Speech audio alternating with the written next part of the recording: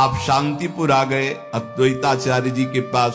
शांतिपुर के समीप ही फुलिया नामक ग्राम में एकांत में छोटी सी फूस की झोपड़ी बनाकर अहरनिश कृष्ण नाम जप रहे थे। उस समय बादशाह यवन ही था और वहां के बड़े बड़े काजी अधिकारी यवन ही थे। भारी अत्याचार उन लोगों का था, यहां तक कि उनके धर्म के विरुद्ध कोई चू नहीं बोल सकता था। सत्ता थी। अब जब वहां काजी को पता चला कि रात दिन ये नाम जप करता है और यवन धर्म से इसका जन्म है, तो उनके मन में आया कि इसको दंड दिलाया जाए कि बड़ा इसका सम्मान हो रहा है। काजियों का ये समझो एक तरह के वो बादशाह ही होते थे, बादशाह उन्हीं के इशारे से चलते थे। गोराई नाम का एक काजी था जो बहुत ही कठोर और कर्कश स्वभाव का था। हरिदास जी का प्रभाव देखकर वो ईर्ष्या से देखता। मतलब कुछ लोग ऐसे देखते हैं कि बस उनके पास जो है वो भस्मासुर वाली ताकत नहीं है कि हाथ धर दे भस्म हो जाए, नहीं तो भक्तों को वो भस्म ही कर दे, ऐसी दृष्टि होती।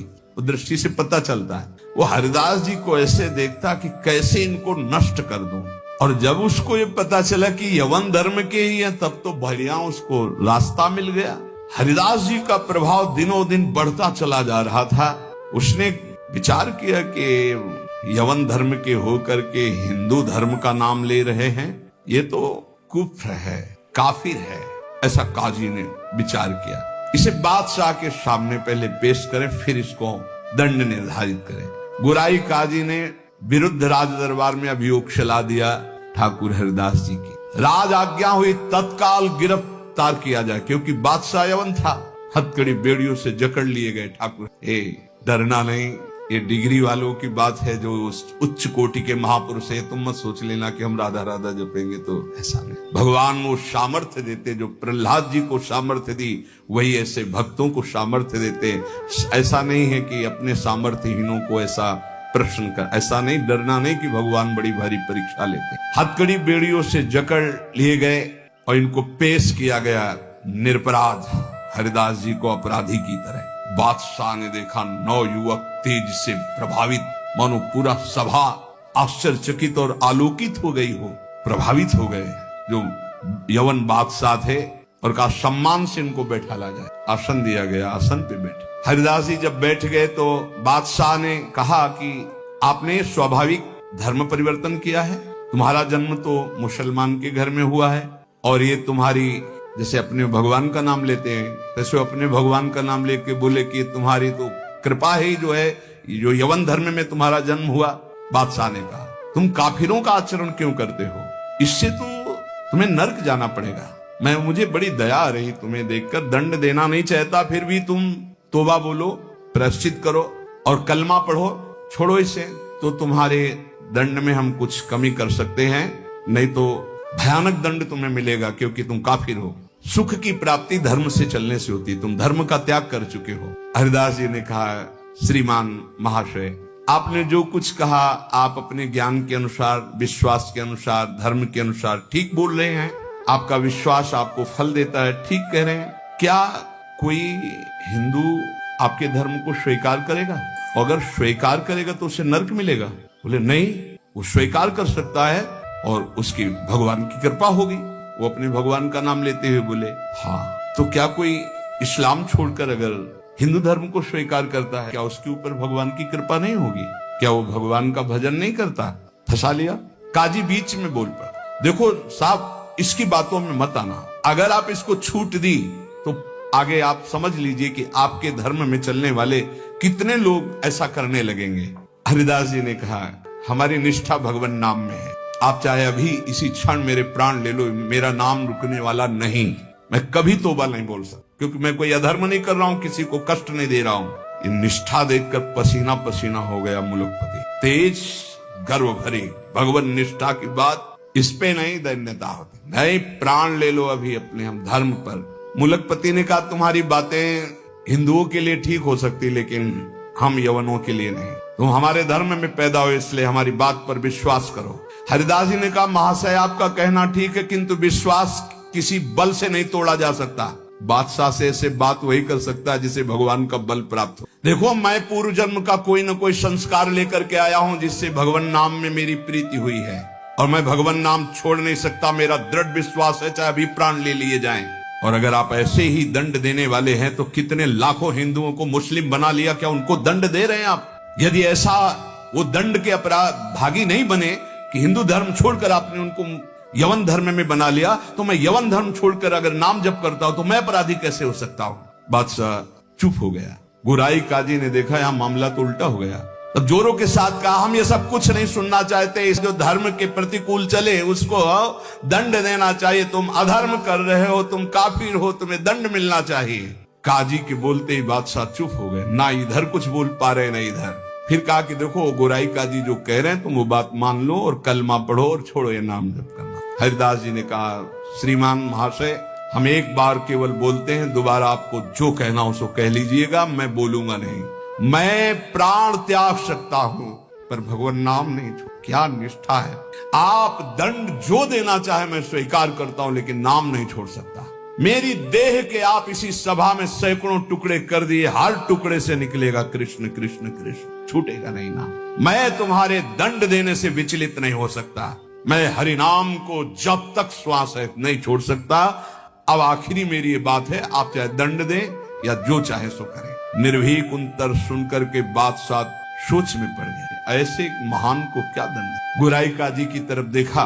गुराई काजी ने कहा, हुजूर बिल्कुल दया नहीं, दंड चाहिए, नहीं तो फिर बड़ी समस्या आ जाएगी कि अपने धर्म के लोग बहुत से उधर हो जाएंगे, बहुत हानि हो जाएगी, मनमानी लोग करने लगेंगे। मुलकपति ने कहा, सही पूछो तो मेरे में हिम्मत नहीं है। तुम बोलो दस्तखत हम कर देंगे, क्या दंड दिया जाए तुम बोलो दस्तखत कर देंगे, लेकिन हिम्मत नहीं कि मैं दंड निर्धारित कर सकूं। गुराई काजी ने कहा, हुजूर मेरी जो अंदर बात आ रही, इसको ऐसा दंड देना चाहिए कि पूरे विश्व में कोई भी इनके विपरीत आवाज ना उठा पावे। क्या क्या दंड निर्धारित किया जाए? प्राण दंड, वो भी ऐसे सीधे प्राण दंड नहीं, 22 बाजारों में कोड़ों से मार मार कर बेत और कोड़ों से इसकी जान ले ली जाए, जिससे सब कोई देखे कि धर्म के विरुद्ध चलने वाले को कैसा दंड दिया जाता है। सभी लोग ऐसा देखें और किसी की हिम्मत ना पड़े। मुलकपति ने दस्तखत कर, ऐसा है। अब तो क्या था, जल्लादों ने तत्काल हाथ बांध दिए महान भगवान नाम जापक के, और वही दरबार से शुरू की। वो कोड़े जो ऐसे लगते कि खाल को खींचते चले जा रहे, घाव पे घाव, हर बाजार में भीड़ में सब जगह ऐसे। ठाकुर हरिदास जी बोलते, हरि बोल, जहां कोड़े लगते हरि बोल, हरि बोल। बलिहार है, क्या हृदय भगवान ने बनाया इन महापुरुषों का कि इतना भयानक पीड़ा और कष्ट के बीच में कभी आह नहीं कहा। पीठ में से रक्त की धाराएं बह रही, रक्त निर्दयी जल्लाद घावों पर कोड़ों का प्रहार कर रहे, और हरिदास जी के मुख से वही जोर की ध्वनि निकलती जैसे कोड़ा पड़ता, हरि बोल, हरि बोल। धन्य है ये जगत, इन्हीं महापुरुषों के नाम कीर्तन से, इन्हीं के यश कीर्तन से आज पावन है। सत्य कहते हैं, इन्हीं महापुरुषों के प्रताप से आज हम कुछ हरि बोल, कृष्ण बोल, राधा बोल सकते हैं। नहीं हमारी सामर्थ्य क्या, यही सब ये साक्षात भगवत स्वरूप पार्षद अवतरित हुए जो ऐसी सामर्थ्य का दर्शन कराया। ये है भक्ति, ये है निष्ठा, नाम निष्ठा। चेहरे पर तेज और मुस्कुराहट है, जवान पर हरिनाम है, शरीर पर कोड़ों की वर्षा है। जरा विचार की क्या स्थिति है। मतलब देखने वाले चीख पड़ते, रो पड़ते, दुख से आंखें बंद कर लेते। अरे ऐसे निर्मम जल्लाद ऐसे महापुरुष को कष्ट दे रहे हैं जो निरपराध, कोई अपराध नहीं किया, लेकिन किसी की हिम्मत क्या कि कोई बोल सके, कोई रोक सके बादशाह के हुक्म के आगे। हरिदास जी की वही मुस्कुराहट, वही आनंद भरा शब्द, हरि बोल, हरि बोल। जल्लाद पीटते चले जाते हैं। 22 बाजारों में घुमा घुमा करके कोड़ों से मार मार करके लथपथ मांस के टुकड़े गिर रहे हैं। ऐसे कोड़े मारते कि चिथड़ा हो जाता सरे। जल्लाद आश्चर्य में हो गए कि किस माटी का बना हुआ ये भगत है कि एक बार भी उफ नहीं निकला, आह नहीं निकला, हरि बोल, हरि बोल। और जहां वो मारते कोड़े और कहते, अब भी कहता है हरि बोल, हरि बोल, तो मुस्कुरा के देखते बोले तेरा भी कल्याण हो, क्योंकि वो भी यवन जल्लाद थे। वो गुस्सा में बोलते, अब भी कहता है हरि बोल, हरि बोल, तो कहते तेरा भी कल्याण हो गया, क्योंकि तू भी 2 बार तो हरि हरि बोला, तेरा भी कल्याण हो। ऐसे कोड़े चल रहे थे कि 10-5 कोड़ों में ही मृत्यु हो जाए आदमी की। पीठ पर असंख्यों कोड़े, नाम बराबर उच्चारण हो रहा है, कोई मुखारविंद में वेदना नहीं, कोई दर्द की वेदना नहीं। हरिदास जी बीच बीच में भगवान से प्रार्थना करते जा रहे हैं, प्रभु किसी का दोष नहीं, नाथ किसी को दंड, न इन जल्लादों, न काजी को, न बादशाह को। प्रभु मेरी प्रार्थना है, किसी को दंड, प्रभु से बात कर रहे हैं। जो दंड दे रहे हैं उनके लिए वो उसी समय भगवान से प्रार्थना कर रहे हैं कि इनको किसी को कष्ट, क्योंकि पता है प्रभु ये सब भूले हुए लोग हैं, इनके अपराध को आप कभी मानना ही नहीं कि अपराध। कैसे कृपालु भक्त, जिनके ऊपर प्रहार हो रहा है वो प्रभु से प्रार्थना कर रहे हैं, प्रहार करने वालों को कष्ट मत देना प्रभु। ये बेचारे हैं, ये भूले हुए हैं। महात्मा हरिदास जी आखिरी में हरि बोल कहकर मूर्छित हो गए। उन जल्लादों ने देखा कि नस नाड़ी में कोई धड़कन नहीं, अब ये पधार गए। गोराई काजी ने देखा कि हाँ ये पधार गए। सहमति हुई कि अगर इसको जमीन में दफनाओगे तो उत्तम गति होगी उनके अनुसार, इसलिए इसको गंगा में फेंक दो। गोराई काजी ने कहा अगर कब्र में हमारे धर्म के अनुसार तो फिर इसे बहिष्ठ स्वर्ग की प्राप्ति होगी, वो हमें होने नहीं दूंगा, इसलिए इसको गंगा में फेंक दो। फेंक दीजिए। जे ही पतित पावनी भागीरथी का स्पर्श हुआ, मुख में गंगा जल गया तो जैसे अमृत गया हो। और तो गंगा के प्रवाह में गंगा जी गोद में लेके जा रही, डुबो नहीं रही। अब उनको चेतना आई कृष्ण, गंगा जी धीरे धीरे उनको अपनी लहरों से, गंगा जल के स्पर्श से सारी जो वेदनाएं थी, घाव थे, उनमें बड़ी शीतलता। हरिदास जी को चेतना हुई और बहते हुए जब किनारे लगे तो लोगों ने उनको उठाया और फुलिया के समीप उनको गोद में लेकर के ले गए, जहां उनकी पहले कुटिया थी। चारों ओर ये बात तो फैली गई थी। हरिदास जी के दर्शन के लिए भारी भीड़ इकट्ठा हुई। हरिदास जी बैठ करके कीर्तन कर, क्या देह है, क्या स्थिति है। इसलिए जैसे भगवान अनंत, उनके भक्त की महिमा अनंत। गंगा जल के स्पर्श से सारे घाव खत्म हो गए, किसी औषधि की जरूरत नहीं पड़ी। चमत्कार। जब बादशाह ने सुना कि वो जीवित हो, नाम कीर्तन कर रहे हैं, तो विश्वास ही नहीं हुआ गोराई जी को कि ऐसा हो ही नहीं सकता, ऐसा बिल्कुल नहीं हो सकता, क्योंकि कुछ बचा ही नहीं था, इतनी उनकी मार मारी गई थी, ऐसा हो ही नहीं सकता।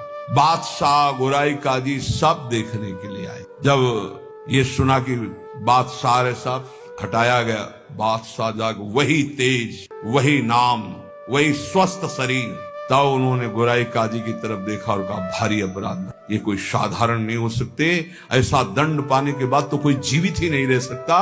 साष्टांग दंडवत ठाकुर हरिदास जी की बादशाह ने की और कहा मुझे क्षमा करो, वैसे मैं दंड देना नहीं चाहता था, लेकिन ये गोराई काजी ने, उन्होंने कहा श्रीमान अब भी आपसे प्रार्थना करता हूँ, आपका इसमें कोई दोष, ये कोई हमारा पूर्व का हिसाब था जो पूरा हो गया, आप प्रसन्न रहिए।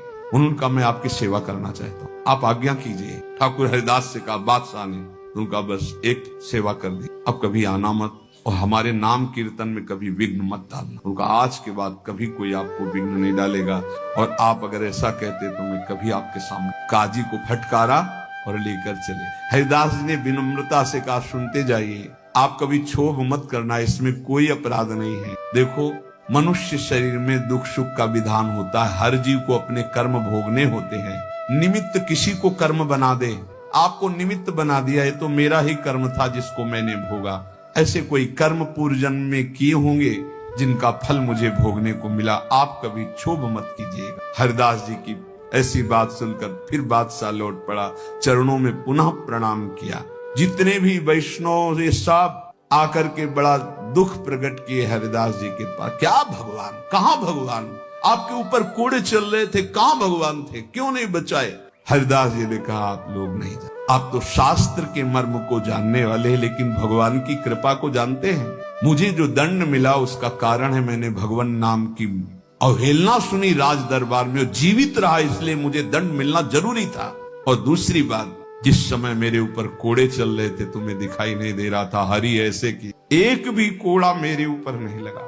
जैसे प्रहलाद जी से पूछते थे उनके मित्र कि तुम्हारे ऊपर हाथियों से कुछ लाया गया, ये तो कहते थे मेरे हरि मुझे ऐसे गोद में लिए, एक भी कष्ट मेरे को नहीं हुआ। ठाकुर हरिदास जी कह रहे तुम्हें नहीं दिखाई दिया, तुम कोस रहे हो प्रभु को। जिस समय कोड़े चल रहे थे हरि ऐसे सहस्त्र बाहुओं से मुझे ढके हुए थे, वो कोड़े हरि के ऊपर चल रहे थे, मेरे ऊपर नहीं। वो हरि वार ले रहे थे, मेरे ऊपर नहीं, तभी वो जोर से बोलते थे हरि बोल। क्योंकि हरि पास में। ये भक्त जानता है, बहरी क्या जाने। मुझे तो तनिक भी दुख नहीं हुआ, ना क्लेश हुआ। बस आप सब भक्तों से यही कहते हैं, ठाकुर हरिदास जी कह रहे हैं, आप अविश्वास मत कीजिए प्रभु पर। उनके नाम में अपार सामर्थ्य, मुझे जो सुख मिला है वो तुम्हें कैसे बताऊं। जिस समय नाम चल रहा था और कोड़े चल रहे थे, उस समय मेरे को भगवान ऐसे घेरे हुए थे, तुम्हें कैसे बताऊं। शरीर को इतना भी क्लेश नहीं था, ये भक्त ही जानता। ऐसे उत्तर सुनकर समस्त वैष्णवों को हृदय में संतोष हुआ। नहीं तो एक क्लेश था, कहां है वो भगवान जिनका हम नाम लेते हैं और ऐसे महान भक्त की खाल खींची जा रही है, और वो उस समय कहां है वो जो कहते हैं करो सदा तिनके रखवारी, कहां है। तब ठाकुर हरिदास जी आया। जैसे प्रहलाद जी को सैकड़ों बार भयानक पीड़ाएं दी गई, पर्वत के नीचे दबाया गया, सर्पों के विष से पिलाया गया, डसवाया गया, गैस में बंद किया, क्या क्या कष्ट नहीं, कुछ भी कष्ट प्रहलाद जी को नहीं होता था। हरिदास जी महाराज का स्वस्थ शरीर वहीं फुलिया ग्राम में रहकर निरंतर भगवान नाम उपासक। जीवन का सबसे बड़ा फल है नाम में प्रीति। किसी भी प्रलोभन से लुभायमान होकर नाम मत छोड़ो, किसी भी भय से भयभीत होकर नाम मत छोड़ो, तो तुम्हें दिखाई देगा जैसे ठाकुर हरिदास को दिखाई दिया कि प्रभु हजार बाहुओं से ऐसे, तो एक भी कोड़ा ठाकुर हरिदास जी को दुख नहीं पहुंचा सका। कर तुम अकर तुम मन था, कर तुम श्री भगवान। इसलिए भगवत विधान से प्रारब्धानुसार दुख आवे तो हंसते हंसते उसे भोगो। राधा राधा राधा राधा राधा। कभी अविश्वास मत करो कि भगवान कहां, जो हमारे दुख की निवृत्ति नहीं कर रहे। नाम जब करोगे तो अपने आप ऐसा ज्ञान हो जाएगा, अपने आप ऐसी स्थिति आ जाएगी, हर दुख सहने की स्थिति आ जाएगी, हर सुख सहने की स्थिति आ जाएगी। सुख सहन घमंड नहीं, हर्ष नहीं, दुख सहन शोक नहीं, व्याकुलता नहीं, अंदर ही अंदर एक परमानंद की अनुभूति नाम से होती है। अभी वो स्फुरित नहीं हुआ, इसलिए मन विषयों में भाग रहा है। जिस दिन हृदय में परमानंद स्फुरित होगा, आप मन दौड़ाना भी चाहेंगे तो नहीं हटा पाएंगे प्रभु के नाम से मन। ऐसा जैसे हृदय शुष्क है तो काम के लिए, भोगों के लिए, वासनाओं के लिए हमारा मन रोकने पे भी नहीं रुकता, भागता है। और जिस दिन निज सुख मिलेगा, भगवदानंद मिलेगा नाम जप से, उस दिन आपके सामने भोग सुखद होंगे संसारिक, और आपको भोगने की इच्छा नहीं होगी, और आपको भोग के लिए प्रेरित किया जाए तो भी आपके मन में घृणा ही होगी, इच्छा ही नहीं होगी। वो निज सुख है। वो जिस समय स्फुरित होता है तब वो त्रिभुवन विजेता हो जाता है। कोई भी लोकांतर का भोग उसे प्राप्त नहीं कर पाता, और वो सुख नाम से मिलता। नाम जपते जपते परमानंद का अनुभव होता है, दसों दिशाएं आनंदमयी हो जाती हैं। भाव कुभाव अनख आलसहु, नाम जपत मंगल दिशि दसहु। इसलिए भाव बने ना बने, श्रद्धा बने ना बने, नाम शुरू करो। ऐसे पकड़ो कि नाम ना छूटे, चाहे प्राण छूट जाए तो जन्म जन्म की बिगड़ी बन जाएगी। भगवान का सानिध्य तुम्हें अनुभव होने लगेगा कि भगवान तुम्हें कितना दुलार कर रहे हैं, प्रिया जी आपको कितना दुलार कर रहे हैं। इसलिए हठ पूर्वक नाम में प्रीति करो, नाम जपने का अभ्यास करो। इसी से सब हो जाएगा, ज्ञान वैराग्य भक्ति प्रेम योग जो चाहोगे सब प्राप्त हो जाएगा। शेष चर्चा आगे। श्री राधा वल्लभ।